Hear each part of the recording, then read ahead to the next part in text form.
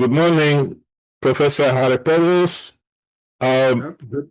we are welcoming you back for the second time I'm recording with you. It's a pleasure and an honor for me, and thank you very much. Well, good evening, Ahmed, and thank you very much for the invitation to come for a second dose of discussion. It's my pleasure indeed. My pleasure, sir. Uh, so we have discussed plenty of things in the last session, and I would like to continue asking you and gain from your knowledge and from your experience as much as I can. Let's say um, we start with um, a couple of quotes for Terzaki and Peg. If you like to comment on them and give us your insight about them. Terzaki said once, foundation failures that occur are no longer an act of God. How do, how do you look at this one? Um, I think I would probably agree with Tagi. If it's foundation failures, other sorts of failures perhaps may be attributed more to God than humans. But I think foundations are systems that we design, and we need to be aware of the various factors that influence the design and that could cause failure. So, in a sense, unless there are unexpected physical phenomena, such as typhoons and so on, which are not designed for, I think Terzaghi is right. A prudent designer will take into account all feasible forms of loading and distress and design against them. So again, This time we will say it's because of the geotechnical engineer, not because of God. yes, I think we have to blame the geotechnical engineer and not the deity. Yes. We have in our third world countries, like most probably in the Middle Eastern countries, we have this problem that the owners and the project managers, or let's say uh, the clients, they don't like to involve the geotechnical engineers too much in their projects. And usually they face problems afterward. Um, Yes. we're trying to change that in their prospect, but it's very difficult to convince people about engineers who work underground. Uh, I agree with you, Ahmed, certainly, but I think somehow or other we have to get the message across that the ground is probably the least certain aspect of a project, and it therefore deserves to be addressed in a proper way by specialists that understand the ground. Unfortunately, I think in the past we've left a lot of that to the structural designers in particular, who may not have a detailed understanding of some of the geotechnical risks. But it's a slow process of education, and I think we need to be able to express the risks involved in underfunding the ground investigation, because this is the biggest source of risk, I think, in most projects. even if ground investigation, it looks like part of the organized process within projects, but designing that ground investigation is weak, still weak in many projects, even in the West. We still feel that the design for the ground investigation process is weak. So you get, so yes, you do SPT, you do some laboratory tests, you do sieve analysis, but at the end, the collection of the data we obtain are not enough to to wrap up a theoretical solution or a numerical solution. Yeah. Uh, and we need sometimes to go back to the site and add more tests or do something else or Yes. estimate parameters or estimate some properties. I'll read another quotation for you from Ralph Peck. I think you will like this one. He says, he said, if you can't reduce a difficult engineering problem to just a 8 by 11 inch sheet of paper, you will probably never understand it. How do you think of that one? I entirely agree with Peck. There are very few issues that I don't agree with Peck, if any. But certainly, I think if a geotechnical engineer understands the basis of a particular project and the risks involved there, you should be able to form a simple overall picture of the project and what it involves. And in fact, it's something that I try to do because in any complex problem, you have to try and understand what the key aspects are and then sort of address those in a fairly simple way before you go into great detail. And so I'm a great believer in starting with a simple approach that addresses the key issues and then building on those in a more detailed investigation. Do you agree that we always should have like rules of thumb methods to estimate something like foundation dimensions, like soil properties, like bearing capacity? Do you agree that we should have that sheet which collects our rules of thumb in geotechnical engineering, or we should say no, no, this is a big project. We need blah blah blah blah, so that I can do some additional computer analysis, and I'll come back to you, and you don't have really the feeling that how much Yeah. should be this footing, for example. No, look, I think that one page idea is absolutely critical. It's the first step that you take. And from that, hopefully, you will get an understanding of what the critical issues are and what to examine in detail. And in fact, perhaps even to plan the investigation accordingly. And just coming back to what you said, Ahmed, about the investigation phase and how really we have inadequate data. We can only sample small volumes of a large project. And so I think we need to expand our use of investigation tools to include geophysics, where we sort of try and interpolate between boreholes or between CPT soundings. And what geophysics does is it gives us a much better idea of the overall geology and the subsurface stratigraphy than we could get simply by isolated probings or boreholes. The other thing about geophysics is that it can give us a quantitative assessment of the shear wave velocity in particular. And it's a parameter that I have been increasingly using in making estimates of the settlement of foundation systems. So I think we need to expand our ideas on what is an ideal investigation.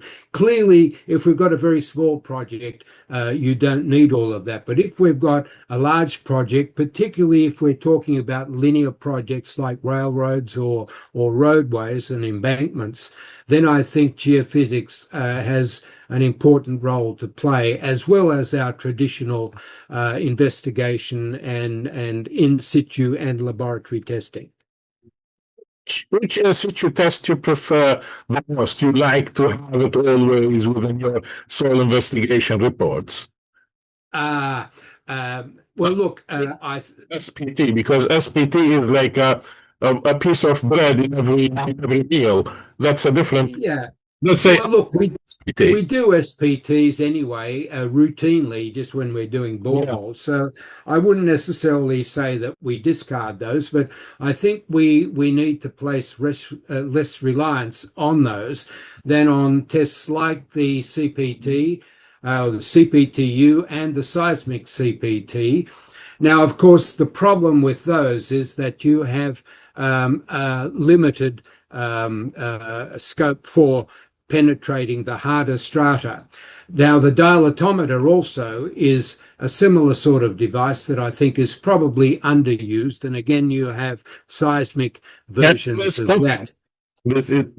Most of the geotechnical engineers, they don't know about it, this dilatum. Yeah, well, it is a shame because not that I've used it extensively, but I'm a great believer in getting as much and as diverse a range of measurements as you can, so that you just sort of have a cross check between measurements interpreted from one test and from a different test. And hopefully, if they agree, then that gives you a greater level of confidence. You didn't give me a straightforward answer.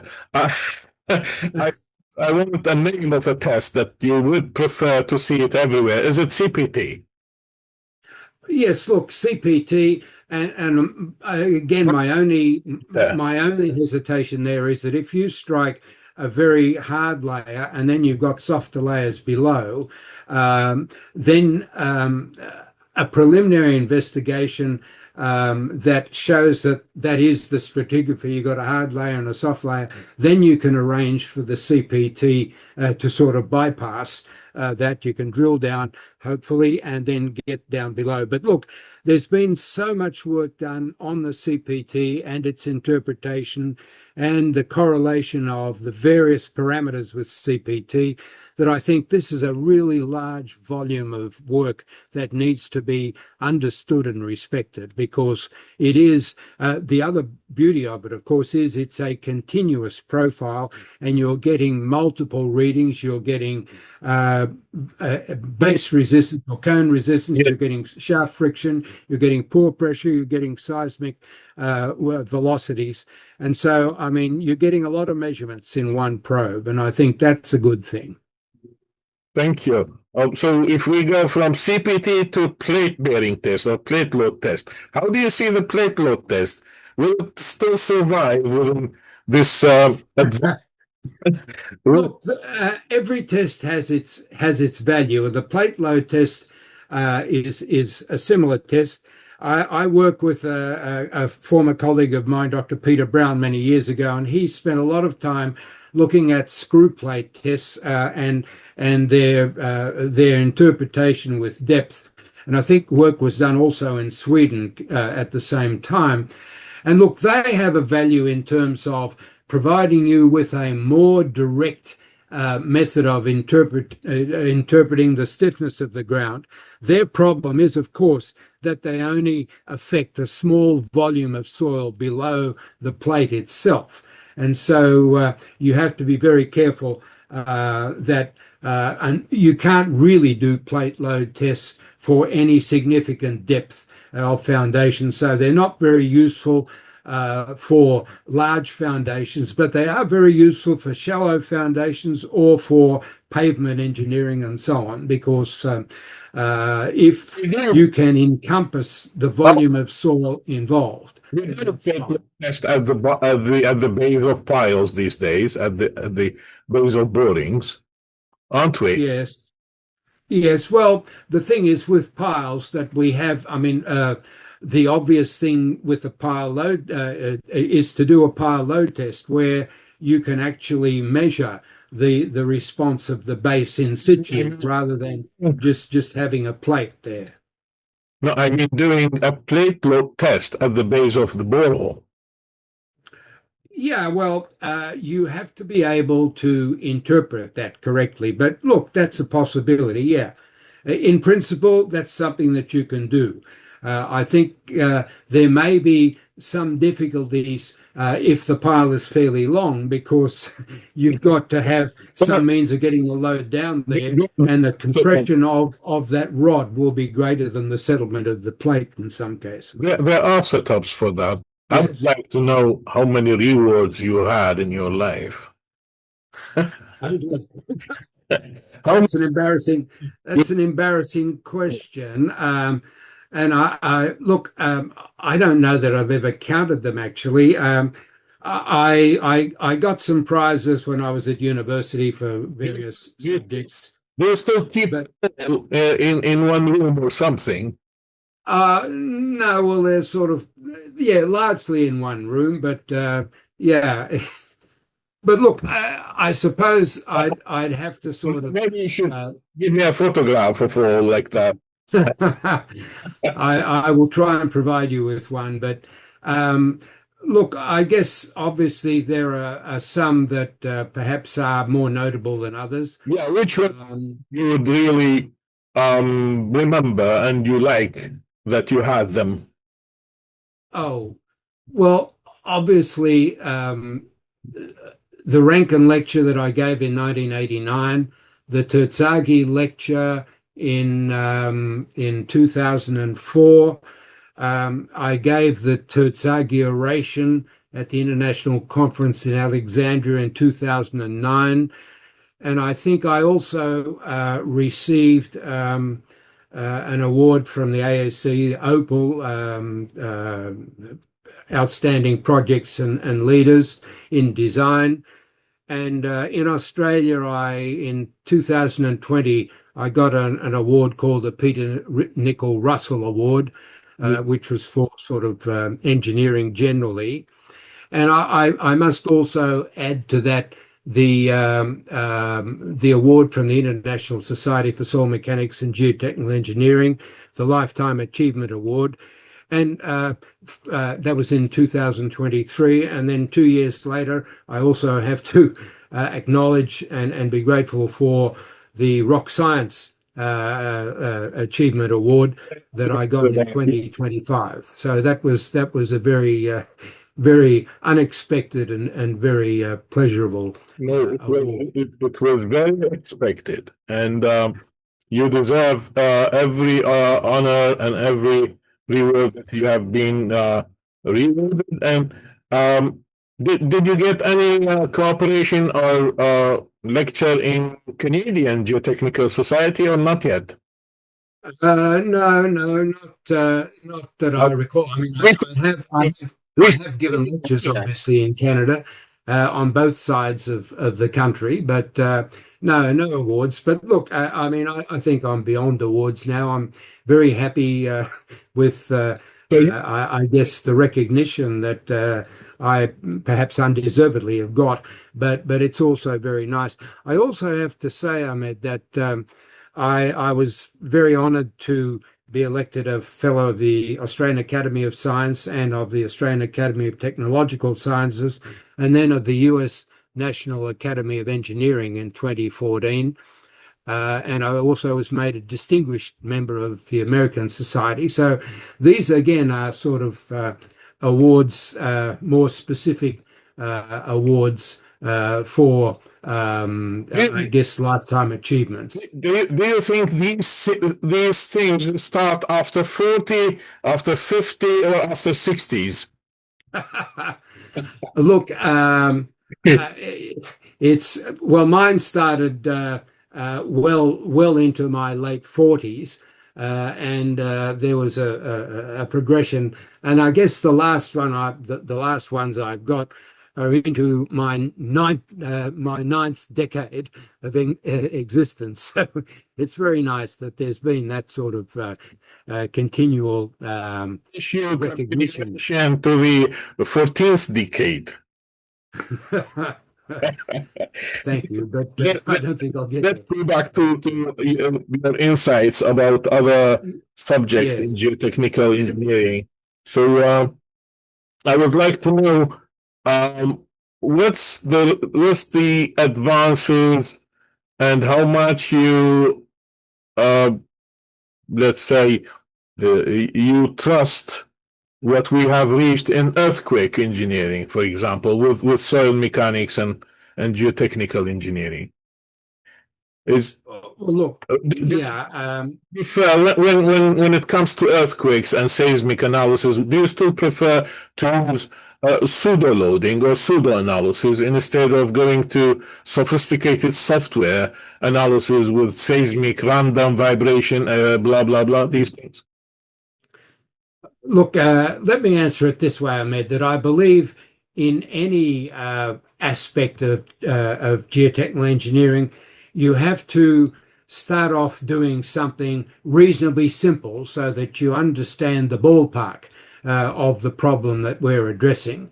And if you need to, I mean, I would do a simple earthquake analysis in the first case to see whether I need to do anything more complicated. Because if the simple analysis tells me that I have a problem, that there is a potential for earthquake damage, then of course I would go deeper and get into the more complex analyses. But if it turns out that it's not a major problem, then why go to the trouble of spending a lot of time and money to prove that it's not a problem? So I'm a great believer in simple first and complicated after, if necessary. So, have you ever noticed or been reported that uh, piles failed in earthquakes?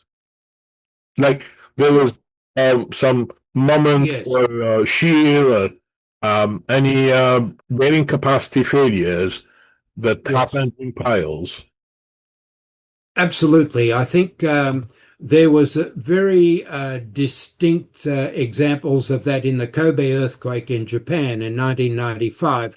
And there's been a lot of papers written on that, but there were certainly pile failures due to the kinematic effects What? and the inertial effects as Well, well, but certainly the kinematic effects of the ground moving past the piles and actually cracking them. And we've used that data actually in developing simplified approaches for the first time assessment of the pile capacity to resist earthquakes. in a stage that we can start uh, writing codes for seismic analysis in foundation engineering. I think you have to be very cautious, Ahmed, about the nature of the code. I'm a believer in code setting out principles, but not necessarily stating dogmatically that you have to use this method or that method, Uh-huh. because I think, I mean, I know the structural engineers do this, Most, but I think, they are more advanced in earthquake engineering than us. We have lesser studies than them, I think. yeah, yeah. Yeah, well, that's true, but I think we have to be very careful that we're not too prescriptive in our codes. And I guess the codes that I'm familiar with, for example, the piling code in Australia sets out principles, it tells you what sort of things you need to look for, what things to check against, but it doesn't tell you specifically how to do those calculations. Yeah. Well, regarding the codes, we would like to understand your insights about how codes are written these days. Like, for Yes. example, the FHWA publications, the ACI codes, let's say, for structural engineering, like 318, or Mhm. ASCE 7 for loading, let's say British standards or Euro codes, or Australian codes. Are you happy with the Australian codes, by the way? Or you still see them behind the European and the American ones? Look, I'm not sure that I can answer that dispassionately. I've been involved in one or two of the Australian codes, and they seem to have served the profession well. There obviously no code is perfect. There's scope for improvement in many cases after its use, but I'm fairly happy with the Australian codes, and they as I mentioned before, certainly the piling code sets out the principles, the issues that you have to address, but not how to address them. Maybe you have written that.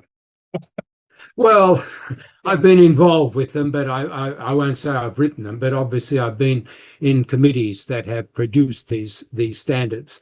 I think the other thing that is a bit of an issue is the general philosophy of design that we've gone from an overall factor of safety design, which we had in the late 1900s, to limit state design. And Yes. the issue is, do we factor the parameters or do we factor the outputs of our calculations? I'm a strong believer in factoring the outputs, LRFD basically, rather than the European approach of factoring the parameters, simply because I think that can produce misleading outcomes.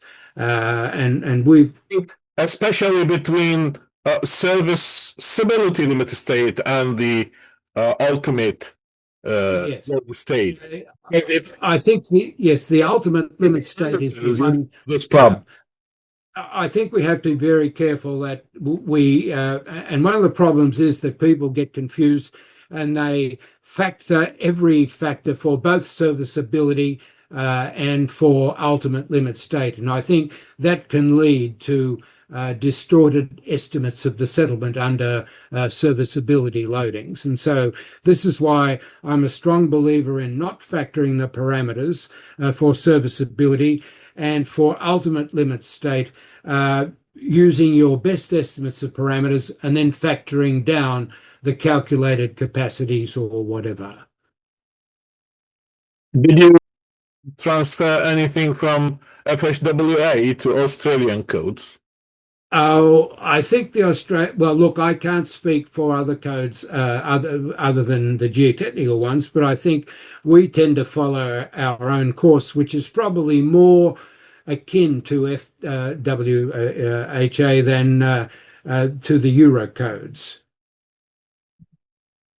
Nice. Well, it's a very big dilemma now, this codes issue. Um, Yes, you yes. know, I have seen people using Eurocruise for design, taking loading factors from the UBC because they're, for example, some seismic or wind load factors are not suitable or not available, so they apply different codes and the design gets Well, you get a design that is mixed and not having one philosophy from loading yes, to um, yes. up to final drawings. Yes, look, I agree. It's not a good idea in principle to use different codes for different aspects of design. Certainly, loading codes and the geotechnical code should be in sync rather than taking one from one area and one from another. But that's what happens. I don't want to talk about rock science because I don't want to turn this into an advertisement, but it is it's pushing me a lot that I need to ask you, what do you Yes, think of software usage in geotechnical engineering, and where do you put the level of rock science yes. software in these days? Look, I think it's inevitable that most projects of any size will use software. And clearly, there are sort of two major areas. Oh, there's many others, but the ones that are, to my knowledge, in general use are the Plaxis 2D and 3D, and then the Rock Science RS2 and RS3 for certainly for foundations and for tunnels and for general geotechnical analysis. I'm not an expert user in either camp, but I have used Plaxis 2D, I've used RS2, I haven't used the 3D versions, but my colleagues have.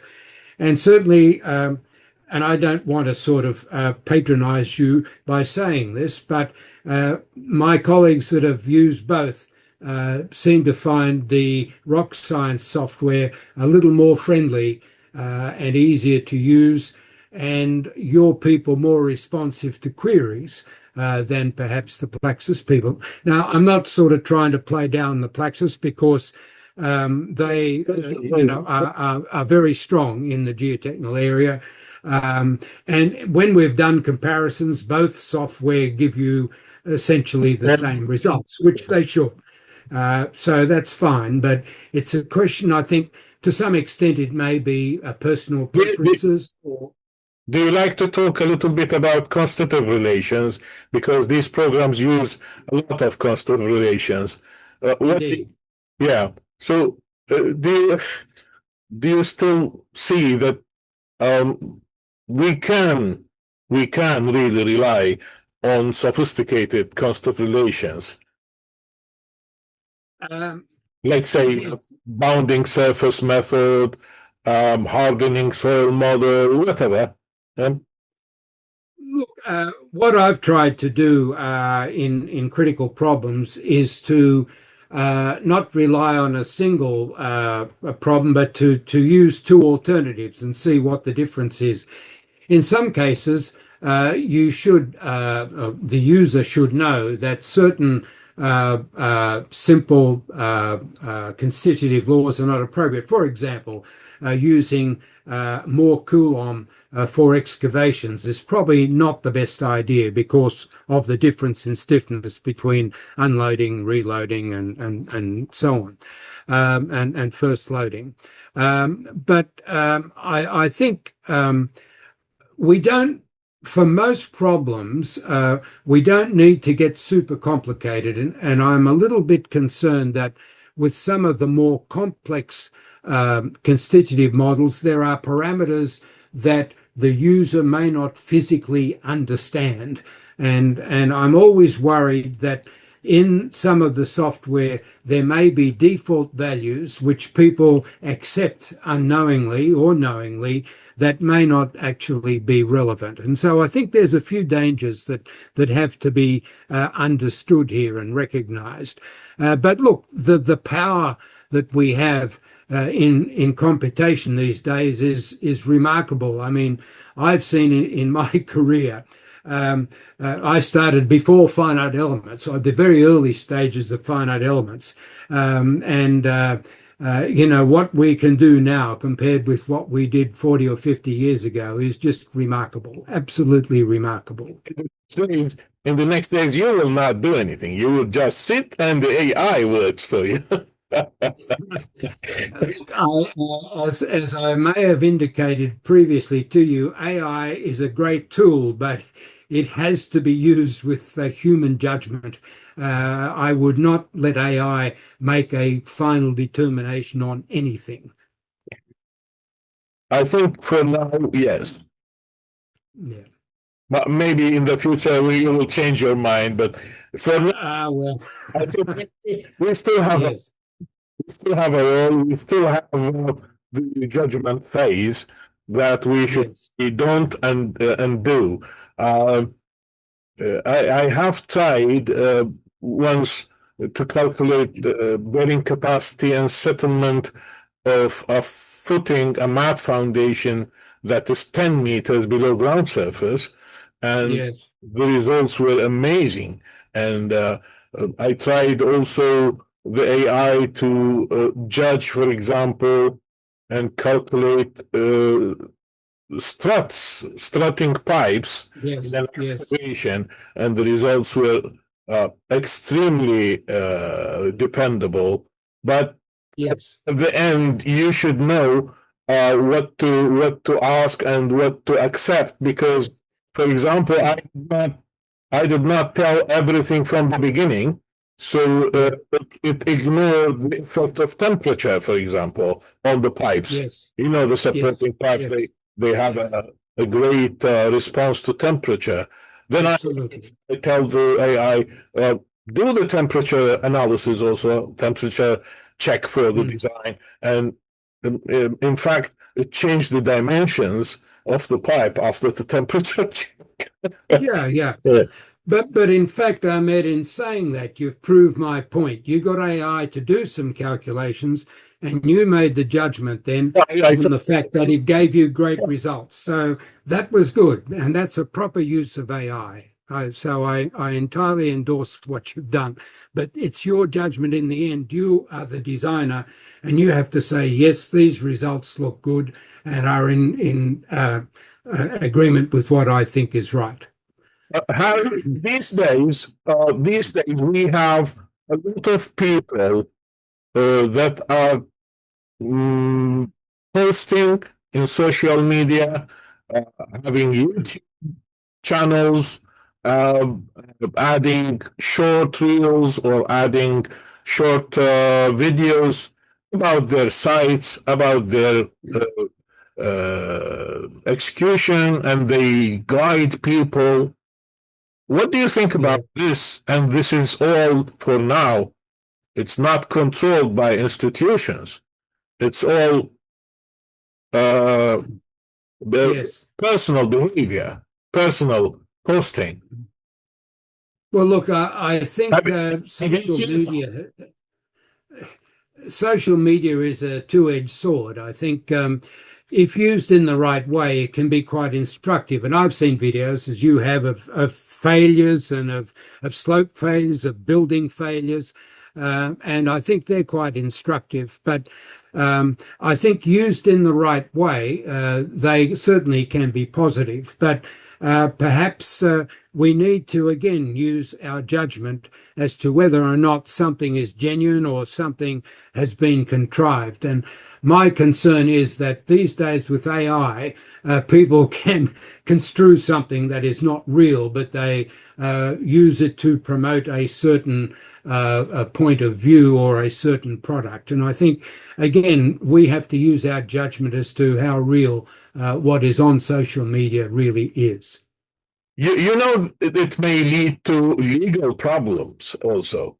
For example, a worker is videoing, filming something happening in the site, Yes, uh, and it is being engineering wise wrong.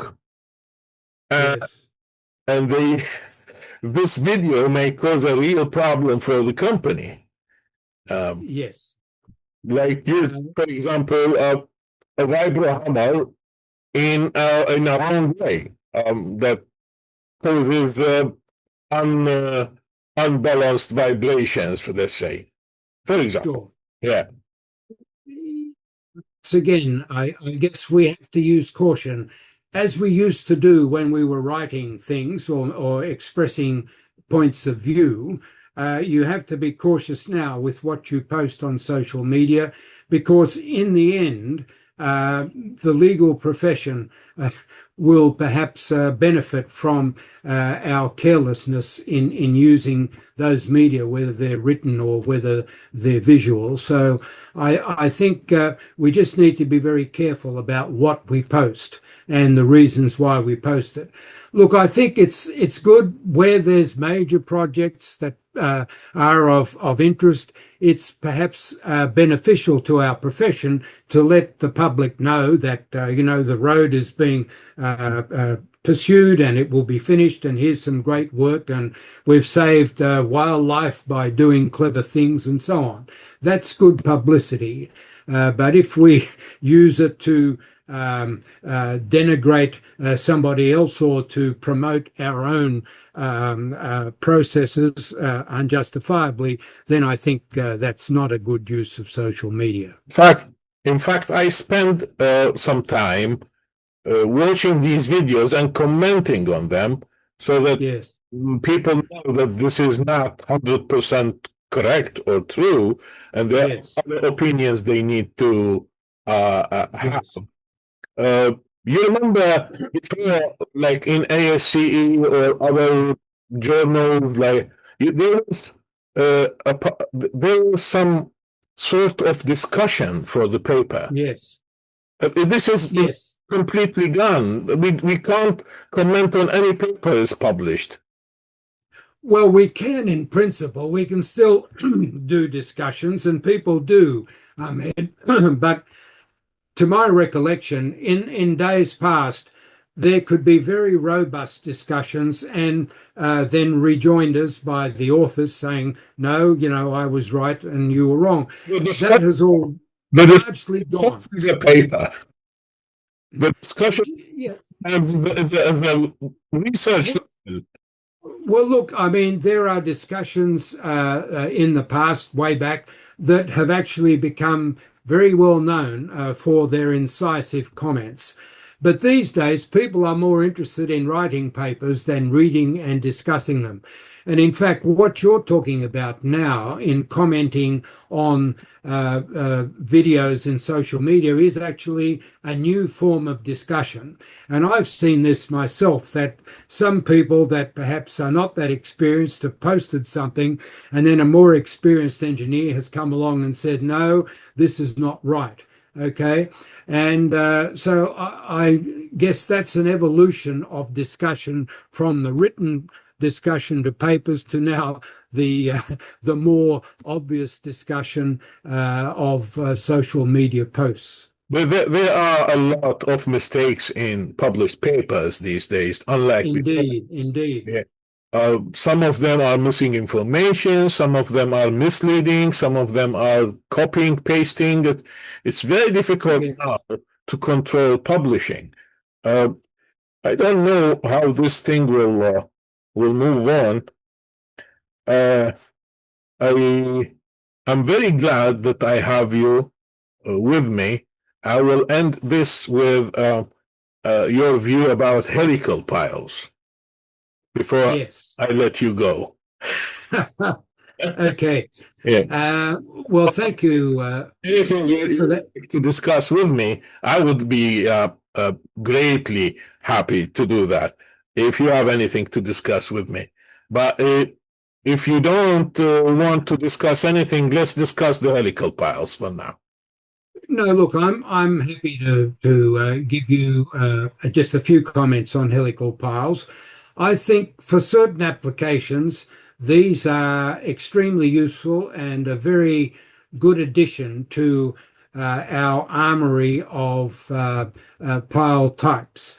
Now, the main use I see of these is for the foundations of small structures, domestic housing, and so on. And I think for those, they're very useful. They're very useful as tiebacks for retention walls and so on.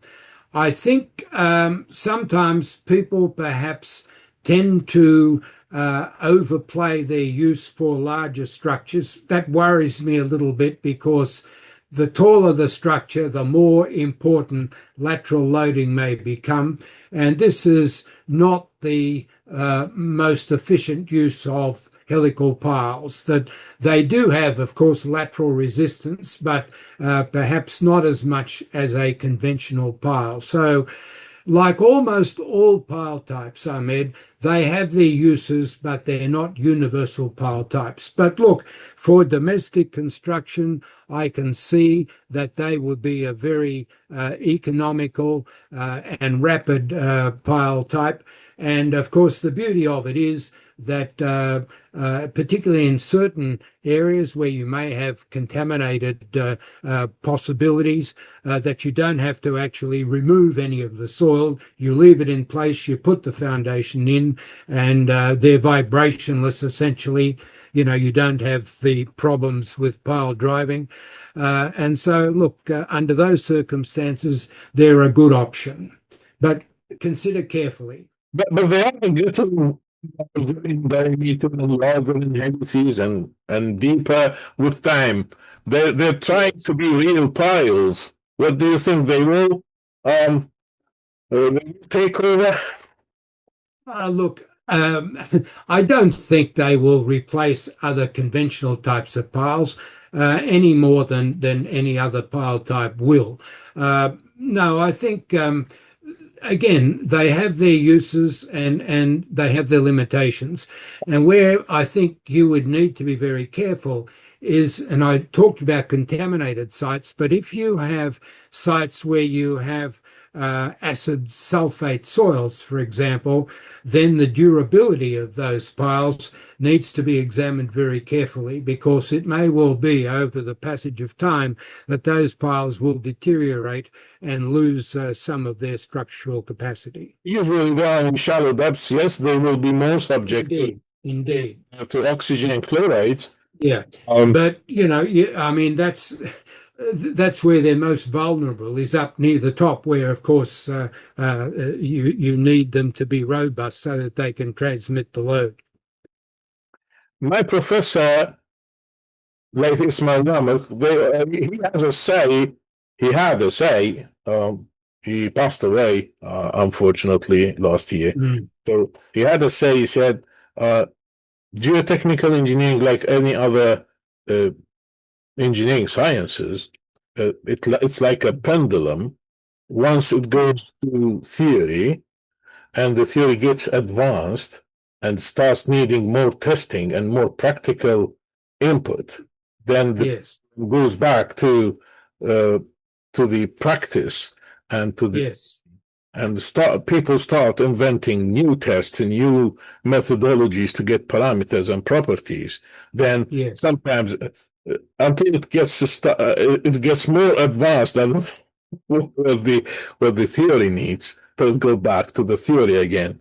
Uh, yes. but of course, this was before. Maybe now it's very parallel. I'm not sure.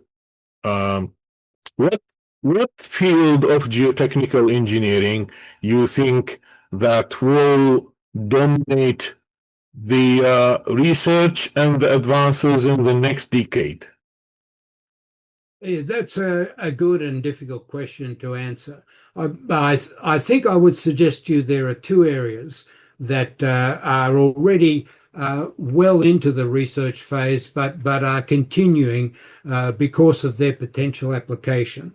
The first of those is biogeotechnics, where you're using microbes and natural things to I know improve a lot about this, but the I soil never properties. read anything about it. Yeah. Yeah, no, look, there's a big push on that, and the beauty of that is that it is incorporating other facets of science into geotechnical engineering, and we've seen this before with earthquake engineering, for example, also perhaps with reinforced earth to some extent, and look, I think now we're incorporating microbiology and chemistry. Of course, chemistry, was recognized in geoenvironmental engineering as a linchpin of that aspect.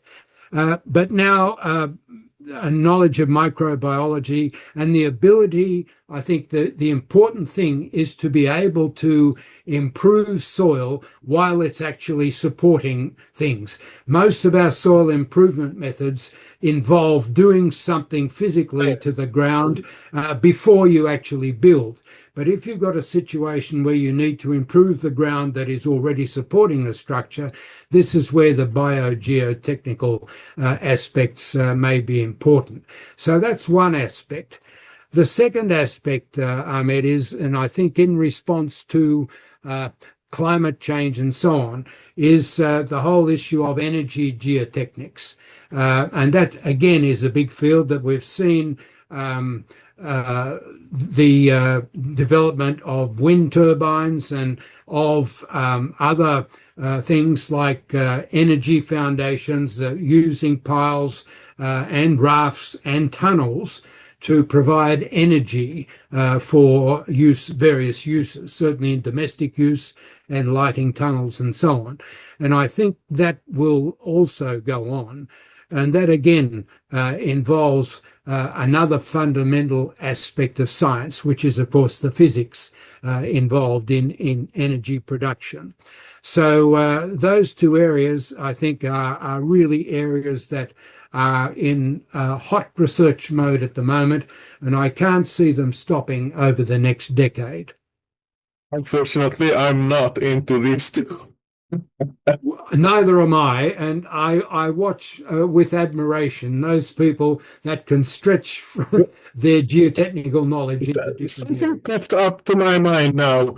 How about uh, the micro particles or particulate media theories Yes. expanded to macro behavior, the soil behavior?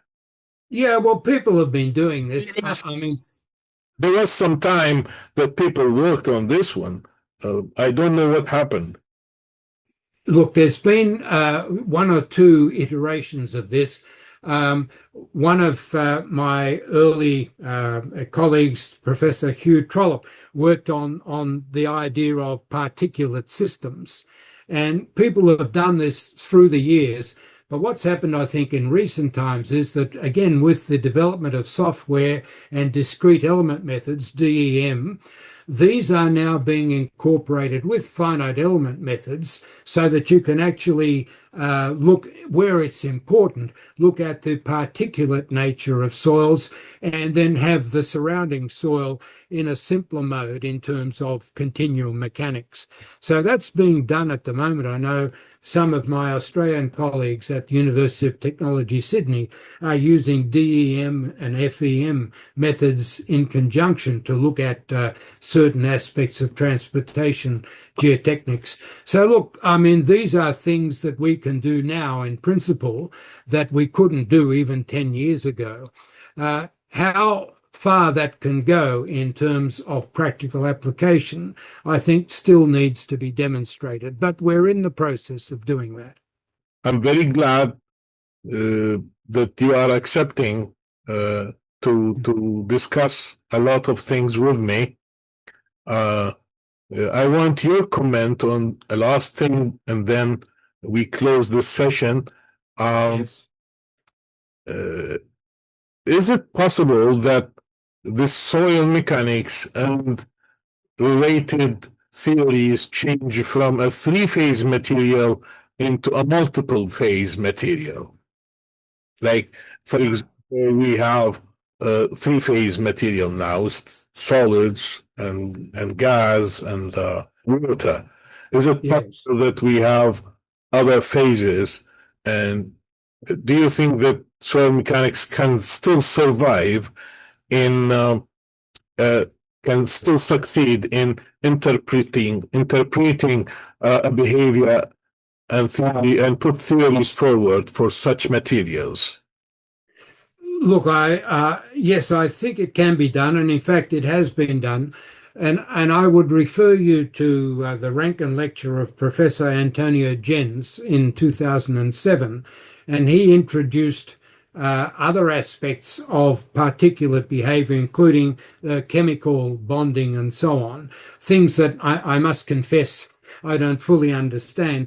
But that I think was a pretty innovative aspect of our subject that perhaps hasn't necessarily progressed as it might, but it, I think, may help to understand some of the issues that have been mysterious, such as, for example, time effects in sands and the chemical bonding and so on, the cementation, the natural cementation of soils with time and with fluid flow. So, yes, look, I think it has a role and may be an increasingly important role.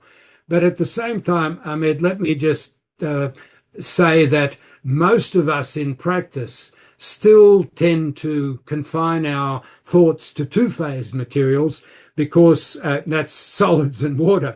Because once you introduce air, it gets increasingly difficult. You've got to worry about Yes, air not and water pressures, and there's most of us are ignorant. saturated soils. There's you can assume the ice inside the soil. Yes, As another phase, you can assume absolutely. the contamination, solute transport. Yes, yes. There's a lot of possibilities that we may need multiple phase material theories in the future. Indeed. No, I think there's still plenty of scope for research in those areas. I mean, I certainly, and I think in all of those, though, let me just make a final statement. I think we need to be more aware of the other aspects of science that influence Yeah, I soil behavior. want. And that's what I said before, that microbiology, chemistry, physics, the energy issues, and so on. So yes, they're important. Statement, because if we stay separated from other sciences and fields, we will get delayed. We need to know what's happening around, so it will help us. Many physical Yes, things are inside our profession now, for example, Darcy's law, etc. These were originally from physics, and like heat indeed. transfer, Yes, yeah, like transient flow, and they yes, were transferred into soil mechanics. indeed, indeed.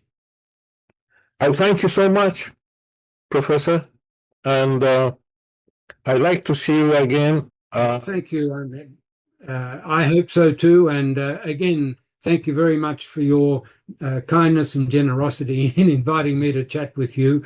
It's always a pleasure to exchange ideas and talk about issues that both of us feel have some significance. Maybe we need to have other sessions, more specific subjects now, if you like. Let's see.